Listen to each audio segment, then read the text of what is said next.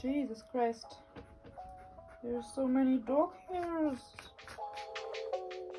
Because of you. I don't know what I'm doing, Benson.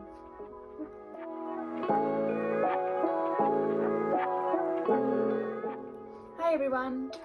Welcome back to my channel. Today I just wanted to film a video that I was teasing in my two previous videos, I guess. In this video I want to tell you everything I dislike about King of Scars and Rule of Wolves. This video will of course contain heavy spoilers, so if you still want to read King of Scars or any of the previous books, or if you're interested in the Netflix TV show Shadow and Bone and you don't want to have any spoilers, then please don't watch. But if you either don't want to read them or you have already read them, you can gladly stay here and hear out my opinion, and maybe you have the same one or you are completely on the different spectrum and you really like this last duology. So yeah, let's just get started. Okay, so let me just describe the plot very quickly, very quickly, and then I will say everything I'm not okay with. Okay. So, in King of Scars, this is a few years after the Civil War ended. Nikolai is king of Ravka. We follow Nikolai, Zoya, and Nina. Nina is in Fiera, trying to get the Grisha out of there. Nikolai is a demon again sometimes, and they want to find a way to him not being a demon anymore. And they want him to marry someone because he has to produce an heir for the throne. And also some strange natural catastrophes are happening all over Ravka, which they call the Age of Saints.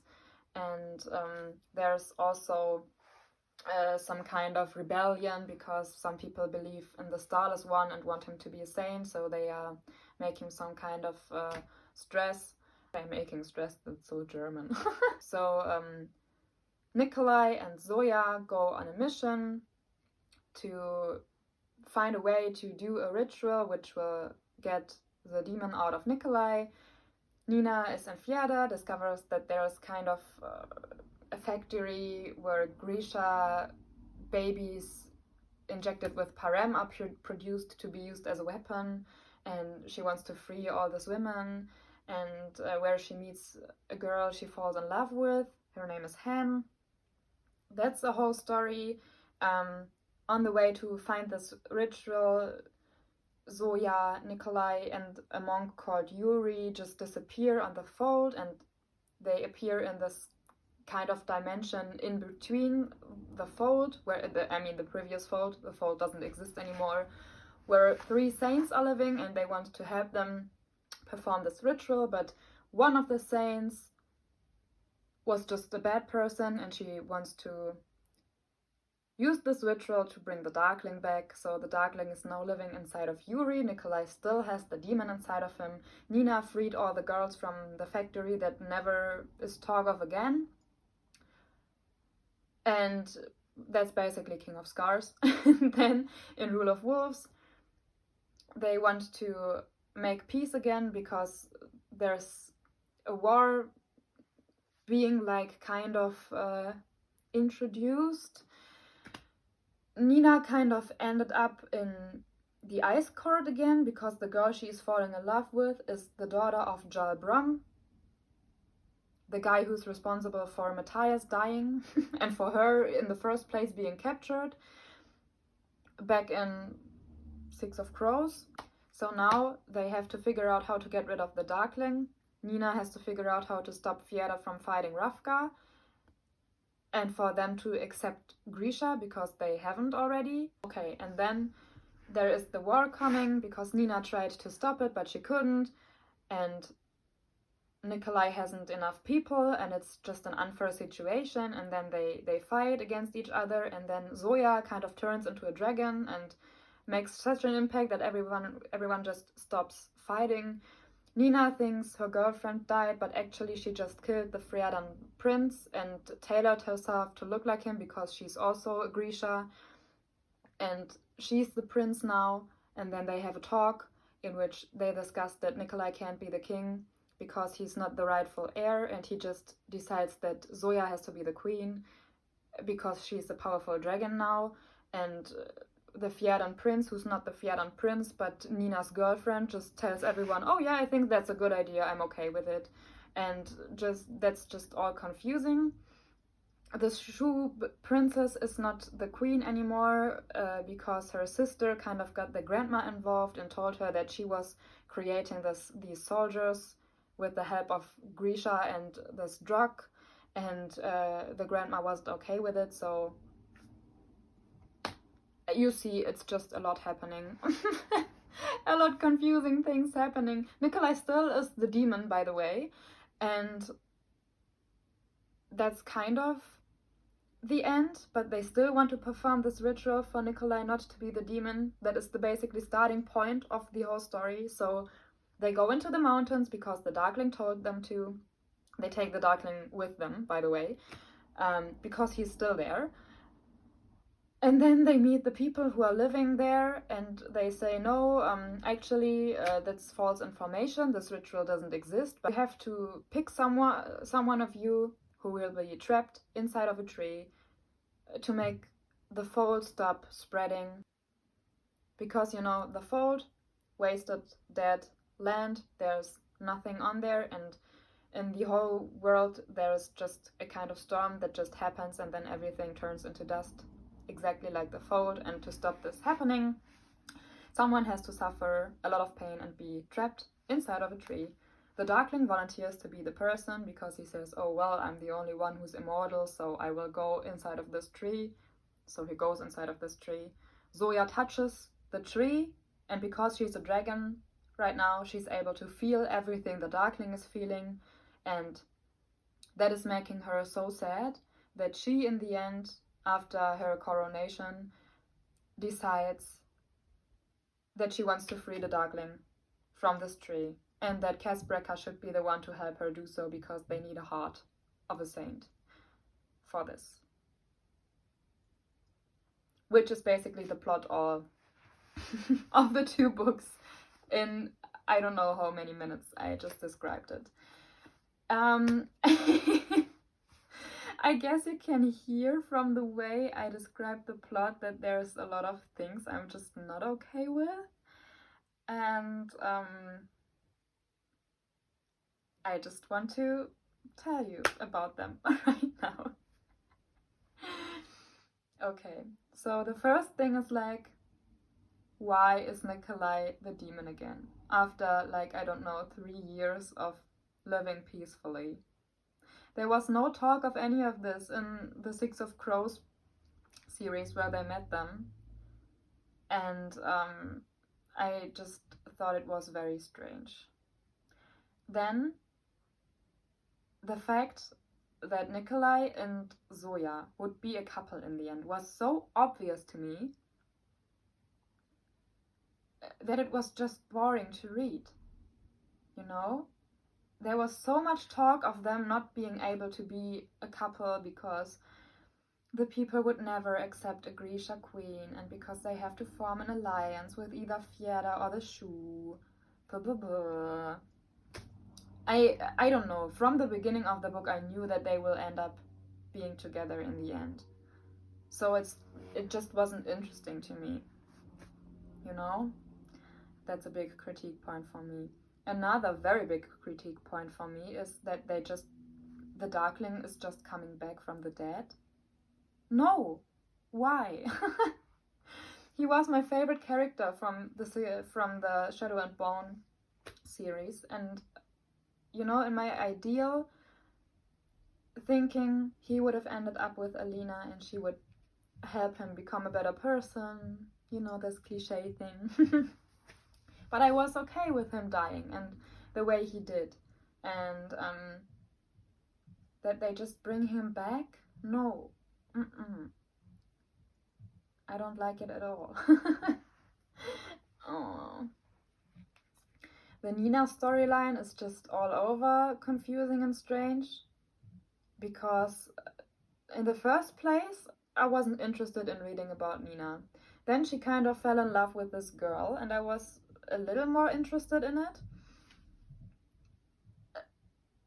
Especially because of the story that she's the daughter of Jarl Bronn, and she's Grisha, and he just doesn't know, and he's hunting Grisha.